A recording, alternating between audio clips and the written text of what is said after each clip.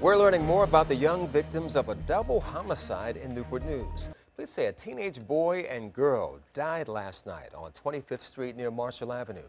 That's where we find our Brandy Cummings. And Brandy, you've been speaking to people who knew the teens.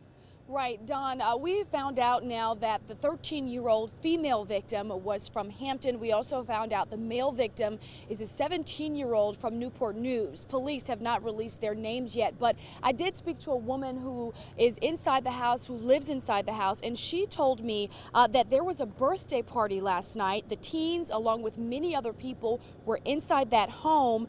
The woman, though, says she doesn't know what happened or even what led up to them being killed. Police say they don't know if those teens were targets or if this was a random shooting. They are still trying to figure out what happened. We do know there were some vehicles outside of that home with bullet holes. Police saying this happened just before 10:30 last night. Police say they got here and found the teens outside of the house with bullet wounds. It's heartbreaking when you hear something like this. I mean, one death's one too many. And we're got a great department, great detectives, and we're going to investigate this to the fullest. And hopefully we'll bring the guilty to justice.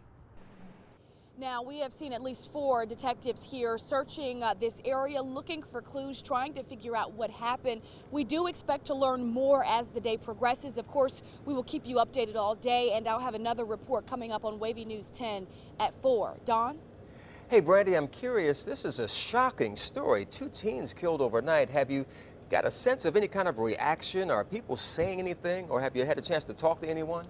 Sure, we have talked to neighbors and people who live in this area, and they, as you mentioned, are shocked and saddened by this. One woman we spoke to did say that she has heard of things like this happening, so unfortunately it seems to be something that they are familiar with, although not easy to hear, not something that they wanted to hear about happening here to these teenagers. But as we progress throughout the day, again, we expect to learn more about who these teens were, their lives, and more about what was happening here last night.